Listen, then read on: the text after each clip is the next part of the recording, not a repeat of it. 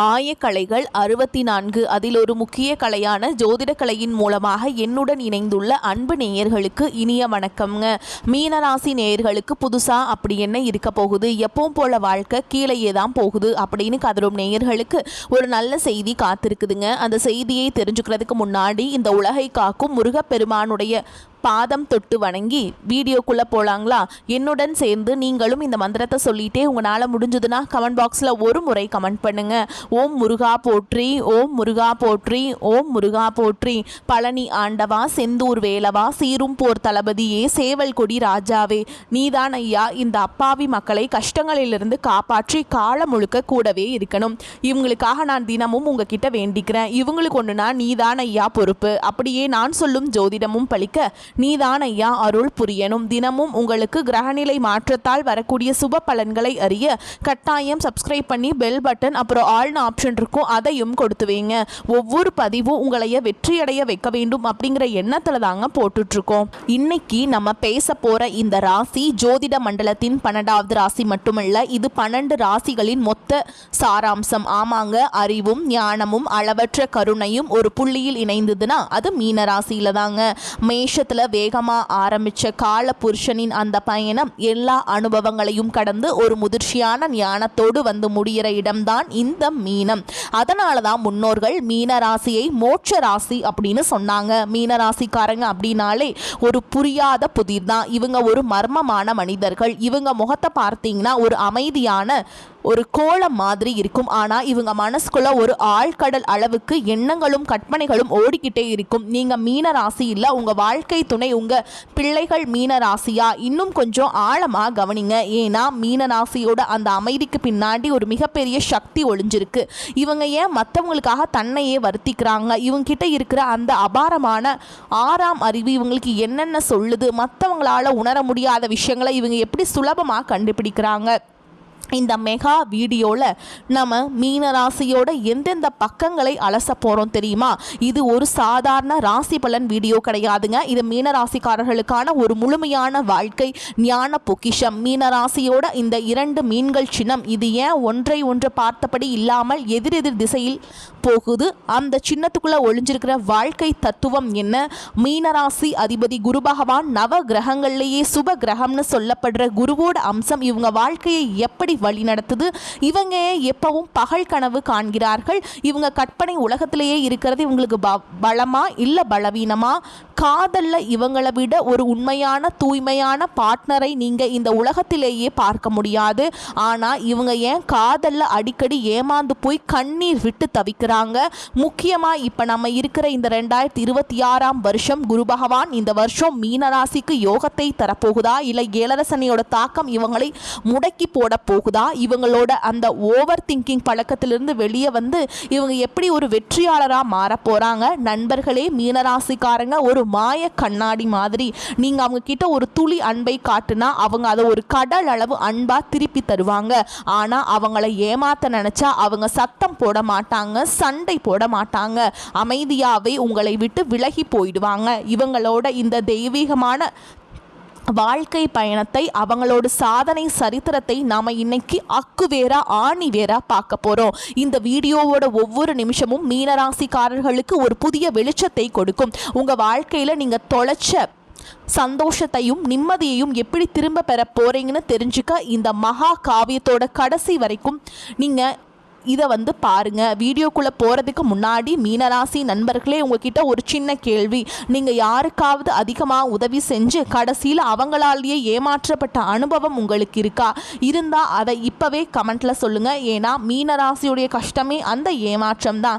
சரி, இப்போ ஞானத்தின் பிறப்பிடமான ஆழ்கடல் ரகசியங்களை கொண்ட மீனராசியின் உலகத்துக்குள்ளே நுழையலாம். மறக்காமல் சப்ஸ்கிரைப் பண்ணிட்டு வாங்க. மீனராசி மகா காவியம் இதோ ஆரம்பம். மீனராசி பகுதி 1, ஆழ்கடல் ரகசியம் சின்னம் மற்றும் குருவின் ஆதிக்கம். நண்பர்களே, மீனராசியை புரிஞ்சுக்கிறதுங்கிறது ஒரு ஆழ்கடலுக்குள்ள நீந்தி போய் முத்தெடுக்கிற மாதிரிங்க. மேலோட்டமா பார்த்தா கடல் அமைதியாக தான் தெரியும். ஆனா உள்ளுக்குள்ள எத்தனையோ ரகசியங்கள், எத்தனையோ ஜீவராசிகள் இருக்கும். அது போலதான் மீனராசிக்காரர்களுக்கும் ஒரு ஜோதிட மண்டலத்தோடு 12வது ராசிங்க ஒரு வட்டம் முழுமை அடைகிற இடம். அதனால தான் மீனராசிக்காரங்க கிட்ட மற்ற 11 ராசிகளோட ஏதோ ஒரு சாயல் கண்டிப்பாக இருக்கும். இவங்க கிட்ட மேஷத்தோட வேகம் இருக்கும், ரிஷபத்தோட பிடிவாதம் இருக்கும், மிதுனத்தோட புத்திசாலித்தனம் இருக்கும். இப்படி எல்லா ராசிகளோட கலவையா இவங்க இருக்கிறதுனால தான் இவங்க ஒரு முழுமையான மனிதர்களாக தெரிகிறாங்க. 2 மீன்கள் சொல்லும் வாழ்வியல் தத்துவம். மீனராசியின் சின்னத்தை உற்று நோக்கினால் அதில் 2 மீன்கள் இருக்கும். ஆனால் அந்த 2 மீன்களும் ஒரே திசையில் நீந்தாமல் ஒன்று மேல் நோக்கியும் மற்றொன்று கீழ் நோக்கியும் நீந்தும். இது எதை குறிக்கிறது தெரியுமா? மீனராசிக்காரர்களின் மனதிற்குள் எப்பொழுதும் நடக்கும் ஒரு போராட்டத்தை இது குறிக்கிறது. ஒரு மீன் உலக ஆசைகளை நோக்கி துடிக்கும். நல்ல காரு வாங்கணும், பெரிய வீடு கட்டணும், எல்லாரும் நம்மளை மதிக்கணும்னு நினைக்கும். இன்னொன்று, அதே சமயம் அது இதெல்லாம் வெறும் மாயை, அமைதியாக இரு, ஒரு இடத்துல இருந்து தியானம் பண்ணலாம், யாருக்கும் தெரியாமல் சேவை செய்யலான்னு இருக்கும். இந்த 2க்கும் நடுவில் இவங்க மனசு படுற பாடு இருக்கே, அது ஒரு மகாபாரத போர் மாதிரிங்க. இதனால தான் இவங்களுக்கு அடிக்கடி மூட் ஸ்விங்ஸ்லாம் வரும். இப்போ சிரிப்பாங்க, அடுத்த 5வது நிமிஷம் ஏதோ ஒரு பழைய சோகத்தை நினச்சி அமைதி ஆயிடுவாங்க. ஒரு நிமிஷம் மிகவும் மகிழ்ச்சியாக இருப்பாங்க, அடுத்த 5வது நிமிஷம் ஏதோ ஒரு பழைய கவலையில் மூழ்கி விடுவார்கள். குரு பகவானின் பேரருள் மீனராசியை ஆளுமை செய்யும் கிரகம் தேவர்களின் குருவான வியாழ பகவான். குரு என்றால் இருளை நீக்குபவர் என்று பொருள். மீனராசிக்காரர்கள் பிறக்கும் போதே ஒரு ஞானத்தோடு தான் பிறக்கிறார்கள். இவர்களுக்கு எதையும் படித்து தெரிந்து கொள்ள வேண்டும் என்கின்ற அவசியமில்லை. இவர்களது உள்ளுணர்வே இவர்களுக்கு எல்லாவற்றையும் சொல்லிக் கொடுக்கும். குருவின் ஆதிக்கம் இருப்பதாலேயே இவர்களிடம் ஒரு அற்புதமான குணம் இருக்கும். அதுதான் மன்னிக்கும் குணம். தனக்கு எவ்வளவு பெரிய துரோகம் செய்தவர்களையும் போய்விட்டு போகட்டும், பாவம், அவர்கள் அறியாமல் செய்து விட்டார்கள் என்று பெரிய மனதோடு மன்னித்து விடுவார்கள். இதனை மற்றவர்கள் இவர்களது பலவீனம் என்று தவறாக கணக்கு போடலாம். ஆனால் இதுதான் இவர்களை ஒரு உயர்ந்த மனிதனாக காட்டுகிறது. இவர்களிடம் ஒரு இயல்பான கம்பீரமும் கௌரவமும் எப்போதும் இருக்கும். எவ்வளவு கஷ்டம் வந்தாலும் யாரிடமும் கையேந்த மாட்டார்கள். அசாத்தியமான உள்ளுணர்வு மீனராசிக்காரர்களுக்கு முன்னறிவு என்று சொல்லப்படும். நடக்கப் போவதை முன்கூட்டியே உணரும் ஆற்றல் இயல்பாகவே இருக்கும். இவர்களிடம் ஒருவர் பேசும்போதே அவர்கள் என்ன நோக்கத்திற்காக வருகிறார்கள், அவர்கள் மனதிற்குள் என்ன நினைக்கிறார்கள் என்பதை இவர்களது கண்கள் கணித்துவிடும். எனக்கு ஏனோ இப்போது அங்கே போக வேண்டாம் என்று தோன்றுகிறது என்று ஒரு மீனராசிக்காரர் சொன்னால் அதனை அப்படியே கேளுங்கள். ஏனென்றால் அவர்கள் காரணமே இல்லாமல் எதனையும் சொல்ல மாட்டார்கள். இவர்கள் காணும் கனவுகள் கூட பல நேரங்களில் நிஜமாகும். இவர்களிடம் இருந்து அந்த 6ஆம் அறிவுதான் இவர்களை பல ஆபத்துகளிலிருந்து காப்பாற்றுகிறது. கற்பனை உலகமும் இரக்க குணமும். மீனராசிக்காரர்கள் ஒரு சிறந்த படைப்பாளிகள். இவர்கள் தனக்கென்று ஒரு அழகான கற்பனை உலகத்தில் வைத்திருப்பார்கள். யதார்த்த உலகம் இவர்களுக்கு காயத்தை தரும்போது இவர்கள் தங்களது கற்பனையை உலகத்துக்குள் சென்று ஒழித்துக் கொள்வார்கள். இவர்களது கற்பனை திறன்தான் இவர்களை சிறந்த கலைஞர்களாகவும் கவிஞர்களாகவும் மாற்றுகிறது. இவர்களது இரக்க குணம் ஒரு கடல் போன்றது. இந்த உலகில் யாருக்காவது ஒரு கஷ்டம் என்றால் இவர்களது கண்கள் முதலில் கலங்கும். மற்றவர்களுக்கு உதவி செய்வதில் இவர்களுக்கு ஒரு அலாதி இன்பம் உண்டு. இதனாலேயே இவர்கள் பல நேரங்களில் மற்றவர்கள் பயன்படுத்திக் கொள்வார்கள், ஏமாற்றுவார்கள். ஆனாலும் இவர்கள் தங்களது குணத்தை மாற்றிக்கொள்ள மாட்டார்கள். ஏனென்றால் அன்புதான் இவர்களது சுவாசம். சுருக்கமாக சொன்னால் மீனராசிக்காரர்கள் ஒரு தூய கண்ணாடி போன்றவர்கள். நீங்கள் அவர்களை எப்படி பார்க்கிறீர்களோ அப்படிதான் அவர்கள் உங்களிடம் நடந்து கொள்வார்கள். இவர்கள் ஒரு ஆழ்கடல். அந்த ஆழத்திற்கு நீங்கள் செல்ல வேண்டுமானால் இவர்களது அன்பை சம்பாதிக்க வேண்டும். பகுதி 2 மீனராசி காதல், திருமணம் மற்றும் உணர்வுகளின் சங்கமம். நண்பர்களே, மீனராசிக்காரர்களின் காதல் என்பது இந்த உலகத்தின் மற்ற ராசிகளை காட்டிலும் முற்றிலும் மாறுபட்டது. இவர்களது அன்பு என்பது ஒரு நிபந்தனையற்ற கடல் போன்றது. பொதுவாக சொல்ல போனால் மீனராசிக்காரர்கள் காதலிப்பதற்கே பிறந்தவர்கள் என்றுதான் சொல்ல வேண்டும். இவர்களது இதயம் எப்போதும் அன்பிற்காகவும் அரவணைப்பிற்காகவும் ஏங்கிக் கொண்டே இருக்கும். காதல் எனும் ஆன்மீக தேடல். மீனராசிக்காரர்களுக்கு காதல் என்பது வெறும் ஒரு கவர்ச்சியோ அல்லது ஒரு பொழுதுபோக்கோ அல்ல. அது ஒரு ஆத்மார்த்தமான தேடல். ஒருவரை இவர்கள் நேசிக்க ஆரம்பித்து விட்டால் அவர்களை தனது ஆன்மாவின் ஒரு பாதியாகவே கருதுவார்கள். தனது துணைக்கு ஒரு சின்ன கஷ்டம் என்றால் கூட இவர்களது இதயம் துடிக்கும். இவர்களது அன்பும் மிகவும் தூய்மையானது. அதில் எந்தவித சுயநலமும் இருக்காது. ஆனால் இவர்களிடம் இருக்கும் ஒரு மிகப்பெரிய பலவீனம் அளவுக்கு அதிகமான எதிர்பார்ப்பு. ஆனால் அந்த எதிர்பார்ப்பு பணத்தின் மீதோ அல்லது பொருள் மீதோ இருக்காது. மாறாக தன் மீது காட்டப்படும் அன்பின் மீது இருக்கும். தான் எந்த அளவுக்கு தனது துணையை நேசிக்கிறோமோ ஏதோ அதே அளவு அன்பை தனது துணையையும் காட்ட வேண்டும் என்று இவர்கள் ரொம்ப நினைப்பாங்க. அந்த அன்பு சற்றே குறைந்தாலும் இவர்கள் ஒரு ஆழ்கடலுக்குள் விழுந்தது போல் தவிப்பார்கள். கற்பனை காதலும் அதன் பாதிப்புகளும். மீனராசிக்காரர்கள் சிறந்த கற்பனையாளர்கள் என்று பார்த்தோம் அல்லவா? இது இவர்களது காதலிலும் பிரதிபலிக்கும். ஒருவரை பார்த்த உடனேயே அவருக்கு இல்லாத பல உன்னதமான குணங்களை இருப்பதாக இவர்கள் கற்பனை செய்து கொள்வார்கள். தனது துணையை ஒரு மிகச்சிறந்த மனிதராக மனதிற்குள் சிம்மாசனத்தோடு அவர்கள் அமர வைப்பார்கள். உண்மை என்றால் இவர்கள் தனது துணையை நேசிப்பதை காட்டிலும் தன் துணையை பற்றி தான் வைத்துள்ள கற்பனை பிம்பத்தையே அதிகம் நேசிப்பார்கள். ஆனால் நாட்கள் செல்ல செல்ல துணையின் யதார்த்தமான குணங்கள் தெரிய வரும்பொழுது இவர்கள் மனதிற்குள் கட்டிய கோட்டை சுக்கு நூறாக உடையும். அந்த நேரத்தில் இவர்கள் அடையும் ஏமாற்றம் வார்த்தைகளால் விவரிக்க முடியாது. அதனால்தான் மீனராசிக்காரர்கள் காதலில் மற்றவர்களை விட அதிகமாக காயப்படுகிறார்கள். திருமண வாழ்க்கை ஒரு அமைதியான நதி. திருமணத்திற்கு பிறகு மீனராசிக்காரர்கள் ஒரு சிறந்த இல்லற வாசியாக மாறுவார்கள். தனது குடும்பத்திற்காக தன்னை முழுமையாக அர்ப்பணித்துக் கொள்வார்கள். ஒரு கணவனாகவோ அல்லது மனைவியாகவோ தனது கடமைகளை செய்வதில் இவர்கள் சலித்தவர்கள் அல்ல. தனது துணையின் விருப்பங்களை அவர்கள் சொல்லாமலேயே நிறைவேற்றுவதில் இவர்கள் வல்லவர்கள். ஆனால் திருமண வாழ்க்கையில் இவர்கள் சந்திக்கும் ஒரு முக்கிய பிரச்சனை மௌனம்.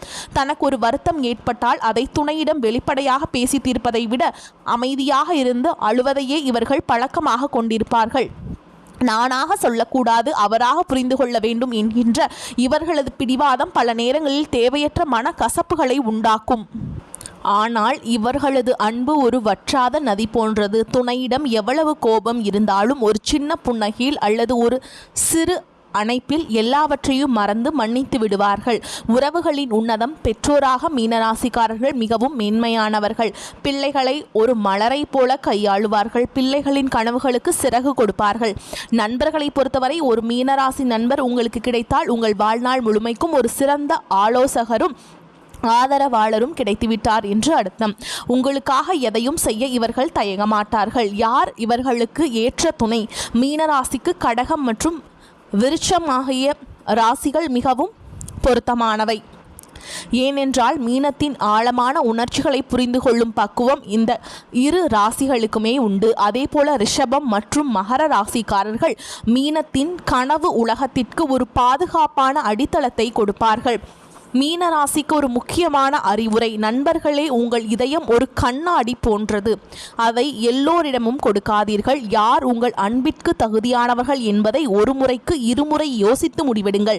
உங்கள் கற்பனை உலகத்திலிருந்து கொஞ்சம் வெளியே வந்து இந்த உலகத்தை யதார்த்தமாக பார்க்க பழகிக்கொள்ளுங்கள். அப்படி செய்தால் உங்களை விட ஒரு மகிழ்ச்சியான மனிதர் இந்த உலகத்தில் யாருமே இருக்க முடியாது. ஏனென்றால் மீனத்தின் அன்பு என்பது தெய்வீகமானது. அந்த அன்பு சரியான மனிதரை சென்றடைந்தால் உங்கள் வாழ்க்கை ஒரு சொர்க்கமாக மாறும் என்பதில் சந்தேகமே இல்லை. பகுதி 3 மீனராசி தொழில், வருமானம், குபேர யோகம் மற்றும் 2026 மகா மாற்றங்கள். இப்போ நம்ம பார்க்க போகிற இந்த பகுதி தான் மீனராசிக்காரர்களோட வாழ்க்கையில் இருக்கிற இருளை நீக்கி ஒரு மிகப்பெரிய வெளிச்சத்தை கொண்டு வரப்போகுது. பொதுவாகவே மீனராசிக்காரர்களுக்கு பணத்தின் மீது ஒரு விதமான பற்றற்ற தன்மை இருக்கும்.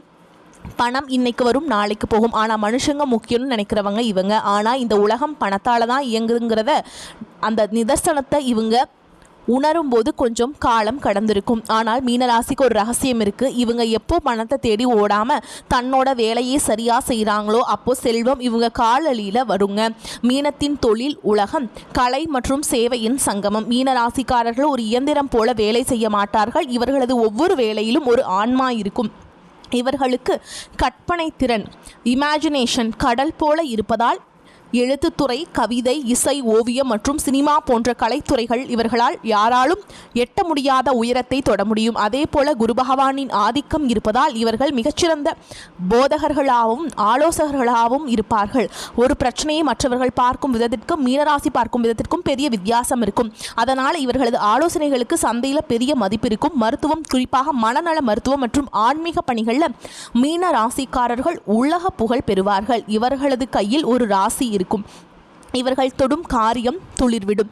பொருளாதார சுழற்சி ஏன் பணம் தங்குவதில்லை? மீனராசிக்காரரிடம் இருக்கும் ஒரு பெரிய குறை, இவர்களுக்கு பணத்தை சேமிக்க தெரியாது. பணம் வரும்போது அதை எப்படி பெருக்குவது என்று யோசிக்கிறதை விட அதை எப்படி மற்றவர்களுக்கு பயனுள்ளதாக்குவது என்றுதான் யோசிப்பார்கள். உங்களிடம் ஒரு 10 ரூபாய் இருந்தால் அதில் 5 ரூபாய் யாருக்காவது தானம் கொடுத்துவிட்டு மீதி 5 ரூபாயை அடுத்தவர் பசியை தீர்க்க பார்ப்பீர்கள். இது உங்களுக்கு புண்ணியத்தை தரும், ஆனால் உங்கள் வங்கி கணக்கை உயர்த்தாது. மீனராசிக்காரர்கள் பல நேரங்களில் ஏமாற்றப்படுவது பணம் கொடுத்து திரும்ப பெறாத விஷயத்தில்தான். ஜாமீன் கையெழுத்து போடுவது, கைமாற்று கடன் கொடுப்பது போன்ற விஷயங்கள்ல மீனராசிக்கு அடிமேல் அடிவிலும். 2026 மீனராசியின் மகுடாபிஷேகம். இப்போ கவனமாக கேளுங்க. கடந்த சில வருஷமாக மீனராசி அனுபவிச்ச நரக வேதனைக்கு ஒரு முற்றுப்புள்ளி வைக்க போகிற வருஷம் இந்த 2026 தான். ஏழரை சனியோட தாக்கம் உங்களை ஒரு பக்கம் அழுத்தினாலும் கிரகங்களின் அரசனான குரு பகவான் உங்களுக்கு கை கொடுக்க போறாருங்க. ஒன்று பொருளாதார புரட்சி. 2026 ஜூன் மாதத்திற்கு பிறகு குரு பகவான் தனது உச்ச வீடான கடகத்திற்கு நகர்வது மீனராசிக்கு பஞ்சமஸ்தானம் பலப்படுவதை குறிக்கிறது. இதன் அர்த்தம் என்ன தெரியுமா? இத்தனை காலம் முடங்கி கிடந்த உங்கள் அதிர்ஷ்டம் விழித்து கொள்ளும். எதிர்பாராத சொத்து சேர்க்கை, பூர்வீக சொத்துக்கள் இருந்த வில்லங்கம் நீங்கி கையில் பணம் புழங்கும். 2 தொழில் மாற்றம். இதுவரை பிடிக்காத வேலையில் குறைந்த சம்பளத்தில் கஷ்டப்பட்டு கொண்டிருந்த மீனராசிக்கு நண்பர்களுக்கு 2026 ஒரு கௌரவமான அதிக ஊதியம் கொண்ட வேலை கிடைக்கும். நீங்கள் செய்த பழைய முதலீடுகள் இந்த வருஷம் உங்களுக்கு இரட்டிப்பு லாபத்தை தரும்.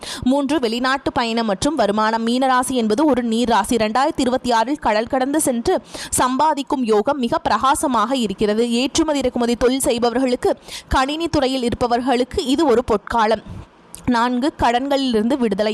உங்களை தூங்க விடாமல் செய்த கடன்கள் இந்த வருஷம் ஏதோ ஒரு வழியில் வரும். வருமானத்தால் முழுமையாகவோ அல்லது பெரும் பகுதியோ அடைய போகிறது. இது உங்களுக்கு ஒரு நிம்மதியான உறக்கத்தை தரும். நீங்கள் செய்ய வேண்டிய எச்சரிக்கை நடவடிக்கைகள். 2026 உங்களுக்கு பொற்காலமாய் இருந்தாலும் சனி பகவான் உங்கள் ராசிக்கு 12இல் இருப்பதையும் மறக்கக்கூடாது. எனவே புதிய தொழில் ஆரம்பிக்கும் போது தெரிந்தவரிடம் மட்டும் நீங்கள் கூட்டு சேர்த்துக்கணுங்க. தெரியாத நம்மளிடம் பணத்தை கொடுத்து ஏமாறாதீர்கள். ஆடம்பர செலவுகளை குறைத்து சொத்துக்களுக்காக முதலீடு செய்யுங்க.